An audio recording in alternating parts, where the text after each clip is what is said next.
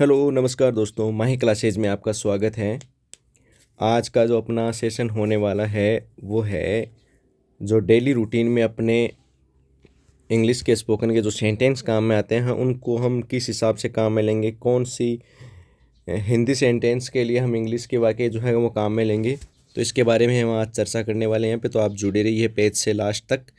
और अगर आपको जो चीज़ें बताई जा रही हैं वो अगर अच्छी लगे तो पेज को लाइक शेयर और सब्सक्राइब ज़रूर करें और चैनल को फॉलो करें। तो चलिए आगे बढ़ते हैं।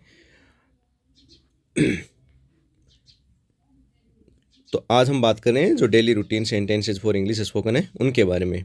ओके, चलिए। तो जो सबसे पहले जो सेंटेंस आपके सामने यहाँ पे आपको दिखाई दे रहे हैं वो हैं, जैसे हम जनरली हम बोलचाल की भाषा में हम, या जैसे कोई एक टीचर है वो बच्चों को बोलते हैं कि ध्यान दीजिए। जब सामने कोई चीज़ें पढ़ा रहे हैं तो वो बोलते हैं ध्यान दीजिए। तो उसके लिए जो हम इंग्लिश में सेंटेंस काम में लेंगे वो है पे अटेंशन, ध्यान दीजिए। उसके लिए हम क्या काम में लेते हैं? Pay attention. इसी प्रकार जैसे जनरली हम किसी के साथ में जा रहे हैं तो वो बोलते हैं कि मैं सड़क पार कर रहा था, या बाद में कोई किस्सा हम बता रहे हैं तो हम बोलेंगे कि मैं सड़क पार कर रहा था। तो उसके लिए हम क्या बोलेंगे? I was crossing the road.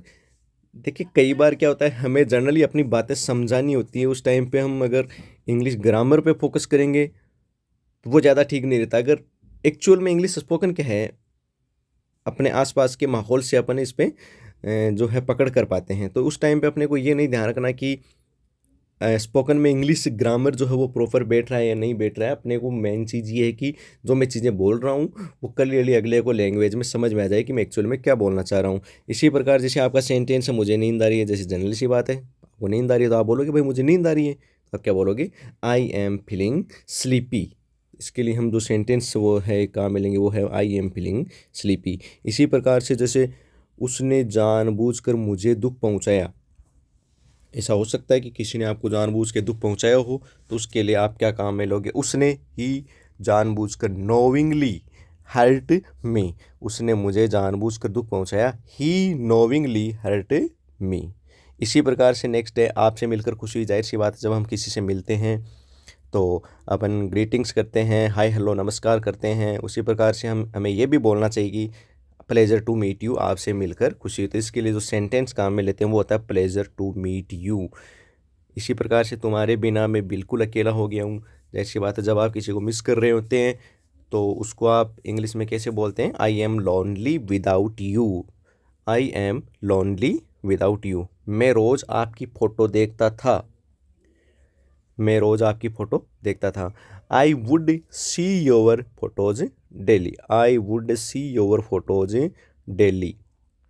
इसी प्रकार से जैसे हम बोलते हैं कि तुम्हारा ऐसे करने की हिम्मत कैसे हुई, तो उसके लिए हम जो सेंटेंस काम में लेते हैं वो होता है how dare you do so. अब जैसे यहाँ पे देखो आपको दो सेंटेंस मिलेंगे। एक आपको दिख रहा है जैसे तुम्हारी ऐसा हिम्मत करने की कैसे हुई, एक तुम्हारी हिम्मत कैसे हुई। जैसे जनरली हम बोलते हैं तुम्हारी हिम्मत कैसे हुई, तो उसके लिए जो हम काम में लेंगे वो होता है how dare you. How dare you, अगर तुम्हारा ऐसा करने की हिम्मत कैसे हुई तो हाउ डेयर यू तो लिखेंगे साथ में डू सो, मतलब ऐसा करने की हिम्मत कैसे हुई। फिर जैसे नेक्स्ट सेंटेंस है कि तुम्हें शर्म आनी चाहिए, तो इसके लिए हम बोलते हैं you must be ashamed. Ashamed means यहाँ पे है शर्म आने से, यू मस्ट बी असेम्ड। इसी प्रकार से आप देख सकते हैं जो नेक्स्ट है कि आपसे मिलकर अच्छा लगा। अभी देखो मैंने पहले से सेंटेंस जो बताया था आपको वो था, और इस सेंटेंस को आप देखो दोनों को साथ में, आपसे मिलकर खुशी हुई और आपसे मिलकर अच्छा लगा। तो खुशी वाले में प्लेजर, खुशी मीन्स प्लेजर, तो वहाँ पे हमने बोला था कि प्लेजर टू मीट यू। और अभी जो नेक्स्ट सेंटेंस है वो है नाइस टू मीट यू, मतलब आपसे मिलकर अच्छा लगा। फिर जो नेक्स्ट अपना सेंटेंस है वो है गलती अनजाने में हुई, मतलब कोई भी गलती आपने जानबूझ के नहीं की, वो जो गलती हुई है वो आपसे अनजाने में हुई है। तो उसके लिए जो आप काम में लोगे वो क्या होगा आपके पास में? It happened अननोविंगली। हैपेंड का मतलब वो हो गया। अब वो हुआ कैसे? अनजाने में, तो अननोविंगली मतलब बिना जान के। तो इट हैपेंड अननोविंगली, गलती अनजाने में हुई। फिर नेक्स्ट है सोचने के लिए वक्त दीजिए। Give me some time to think. Give me some time to think.